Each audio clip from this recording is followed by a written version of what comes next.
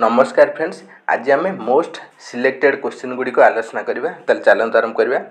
Which place खिलाफत movement started in 1919। ताले 1919 मसीह खिलाफत आंदोलनटा केउठी आरंभ होता ना लखनऊटारे। ताले मन रखु लखनऊटारे 1919 मसीह खिलाफत आंदोलन आरंभ होता। ताले एटा किए आरंभ करथिले ना अली बदर, मोहम्मद अली एवं शौकत अली। मन रखु मोहम्मद अली एवं शौकत अली 1919 मसीह भारत में खिलाफत आंदोलन आरंभ करते और यहाँ 1922 मसीहा पर्यंत चली। तेल जो खिलाफत आंदोलनटा कहीं होता ना प्रथम विश्वयुद्ध समाप्ति पर जो तुर्की से जो खलीफा से खलीफा क्षमता ब्रिटिश माने लोप करते राज्य संकुचित करते। तेणु तांको विरोध करी खिलाफत आंदोलनटा भारत में होता खलीफा को समर्थन करी। Which city is the highest produced leather in India. ताले भारत में सबटा अधिक चमड़ा केउ सहर में उत्पादन कराउछि ना कानपुर। ताले मन रखु कानपुर रे सबटा अधिक लेदर प्रोडक्ट सब उत्पादन होउछि। ताले कानपुर कोउठी ना उत्तर प्रदेश रे अवस्थित। किंतु वर्तमान जदि करेंट उपर देखा कानपुर सब लेदर चमड़ा गुड़ी आग्रा को शिफ्ट हो जाइए। बर्तमान आग्रा होउछि मात्र एग्जाम रे ऑप्शन आसे ना आग्रा, केवल कानपुर आसे। तेणु उत्तर मारिवे कानपुर। एवं एसएससी यार आंसर को कानपुर ग्रहण करुच्चे, टाइप मन रखि था। Which state Bhilai steel plant located. ताले जो भिलाई स्टील प्लांट रहा एटा केउ राज्य अवस्थित ना छत्तीसगढ़। मन रखु भिलाई स्टील प्लांट एटा छत्तीसगढ़ रे अवस्थित। ताले जो भिलाई स्टील प्लांटा केउ देश सहायता निर्माण करा जायतिला ना भिलाई स्टील प्लांटा रूसिया। मन रखु रूसिया सहायता भिलाई स्टील प्लांट निर्माण कराइला। सेपरी ओडिशा रे को स्टील प्लांट अच्छी ना राउरकेला स्टील प्लांट। एटा का सहायता निर्माण कराइला ना जर्मनी सहायता। सेपरी वेस्ट बेंगल रे गोटे अच्छी दुर्गापुर स्टील प्लांट, जोटा कि ब्रिटिश गवर्नमेंट सहायता निर्माण करा जायतिला। मन रखिए। सेपरी झारखंड रे को स्टील प्लांट अच्छी ना बोकारो स्टील प्लांट। एटा मन रखि था। ताले जो भिलाई स्टील प्लांट रहा छत्तीसगढ़ यहाँ 1955 मसीह प्लांटा कौन होता ना काम आरंभ होता और यह फंक्शन बा कार्य करता 1959 मसीह भिलाई स्टील प्लांट रू उत्पादन आरंभ होता। Which bank is subsidiary bank of LIC। ताले LIC रो सब्सिडारी बैंक किए। ताले सब्सिडारी बैंक कौन ना LIC जो सब इंश्योरेंस हुए आ जो सब बैंक जो कार्यकलाप दरकार LIC से सब को बैंक द्वारा कथा है ना IDBI। ताले मन रखु IDBI बैंक द्वारा LIC समस्त कार्य संपादन करा जाए। तेणु LIC सब्सिडारी बैंक रूपे क्या कह जाए ना IDBI बैंक को कह जाए। ताले देखंतु ये जो IDBI बैंकटा स्थापन कराइला केबे ना 1964 मसीह IDBI बैंकटा स्थापन कराइला। ताले यार मुख्य कार्यालय केउठी ना मुंबई रे अछि। IDBI रो बैंकटा मुख्य कार्यालय मुंबई रे अछि। सेपरी LIC स्थापन कराइला 1956 मसीह। ताले LIC रो वर्तमान न्यू सीओ रूपे नियुक्ति पाइछन्ती सिद्धार्थ महांती। ताले मन रखु LIC रो मोस्ट इंपोर्टेंट करेंट अफेयर पाई LIC रो न्यू सीओ जे कि सिद्धार्थ महांती, जे कि जून मासरू तांकर कार्यकाल आरंभ हो सिद्धार्थ महांती कर। ताले LIC रो पेरेंट कंपनी के ना LIC रो पेरेंट कंपनी होची गवर्नमेंट ऑफ इंडिया, भारत सरकार। कारण भारत सरकार को द्वारा LIC टा संपूर्ण रूपे परिचालित होता है। मन रखिए। Which known as father of sociology. ताले कहा को सोशियोलॉजी रो जनक कहा जाए। ताले ये क्वेश्चन टी एग्जाम रे बहुत आसी। सोशियोलॉजी रो जनक क्या कह जाए ना ऑगस्टे कम्टे। ऑगस्ट कम्टे को सोशियोलॉजी रो जनक कहा जाए। मन रखिए।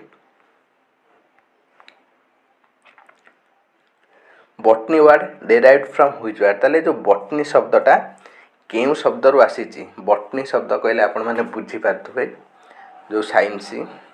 बॉटनी शब्दटी ग्रीक शब्द रु आसी। ताले मन रखंतु बॉटनी शब्दटी ग्रीक शब्द रु आसी। ताले फादर ऑफ बॉटनी का को कह जाए ना थियोफ्रास्टस। मन रखंतु थियोफ्रास्टस को फादर ऑफ बॉटनी कहा जाए। Which day observe computer literacy day. ताले केउ दिन को कंप्यूटर लिटरेसी डे रूपे पालन करा जाय छै ना 2 डिसेम्बर ताले मन रखंतु 2 डिसेम्बर को कंप्यूटर लिटरेसी डे रूप में प्रतिवर्ष पालन करा जायते हैं। सेपरि 1 डिसेम्बर करना विश्व एड्स दिवस 1 डिसेम्बर पालन करा जाए मन रखिए। सेपरि 10 जनवरी करना world laughter day.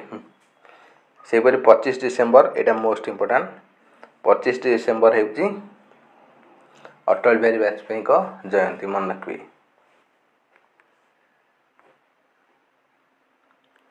Who is known as father of Indian civil service ताले भारतीय सिविल सर्विस जनक क्या कह जाए ना चार्ल्स कॉर्नवालिस। ताले मन रखु चार्ल्स कॉर्नवालिस व लॉर्ड कॉर्नवालिस को कौन कह जाए ना father of Indian civil service. ताले भारत जो सिविल सर्विस एग्जाम होची जो आईएएस ऑफिसर होती से गुड़ सब चार्ल्स कॉर्नवालिस को द्वारा आरंभ कराइला। ताले जो कॉर्नवालिस केबे ना 1786 रु 1793 पर्यंत से भारतर गवर्नर जनरल थिले। यहाँ भी मन रखिए एग्जाम इम्पोर्टेंट।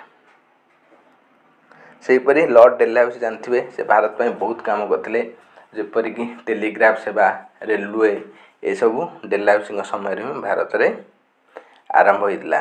विलियम बेंटिक ये फेमस कहीं ना विलियम बेंटिक सतीदाह प्रथा भारत में निषेध करते राजा राममोहन राय प्रचेषार से फेमस। सेहीपरि लॉर्ड मैकुले भारत में इंग्रेजी शिक्षा प्रचलन करते से फेमस एगुड़ सब मन रखिए।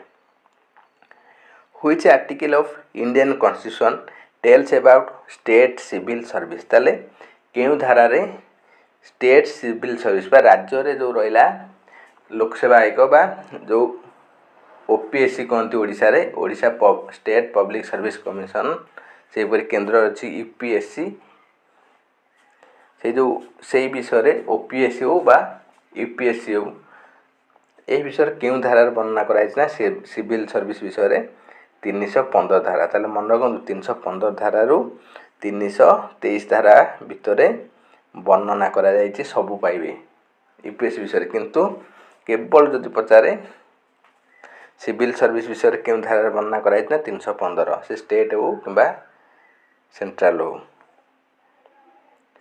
Which is smallest unit of computer memory. ताले कंप्यूटर मेमोरी सबुठारु छोट एकक कौन ना बीट। ताले मन रखु बीट होची कंप्यूटर मेमोरी सबुठारु छोट यूनिट मन रखिए।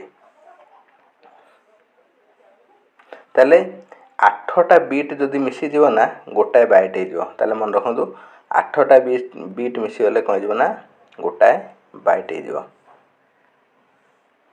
सेहीपरि 4टी बीट जदि मिसी जीव गोटे निबिल हम कौन ना 4टी बीट मिसी गले गोटे निबिल हम एटा भी मन रखता।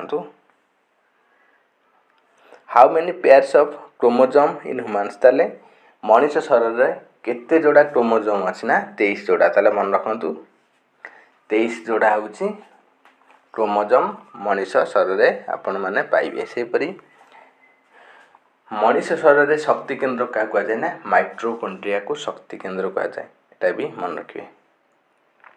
Who discovered fast antibiotic. ताले प्रथम एंटीबायोटिक किए प्रस्तुत करथिले ना अलेक्जेंडर फ्लेमिंग। ताले मन रखु अलेक्जेंडर फ्लेमिंग जे कि विश्वर प्रथम एंटीबायोटिक प्रस्तुत करथिले। से जो एंटीबायोटिक रो नाम कोन ना तार नाम होची पेनिसिलिन। ताले पेनिसिलिन जो पेनिसिलिन इंजेक्शन आपण माने खाइथिबे छोट बेले आगे से जो पेनिसिलिन टा अलेक्जेंडर फ्लेमिंग प्रथमे उद्भावन करथिले जोटा कि केबे ना 1928 मसीह अलेक्जेंडर फ्लेमिंग पेनिसिलिन उद्भावन करथिले जोटा विश्व प्रथम एंटीबायोटिक्स। धन्यवाद फ्रेंड्स। एभली नुआ नुआ वीडियो पाइबे हम चैनल को लाइक सब्सक्राइब शेयर करन। Thanks for watching. Take care bye bye.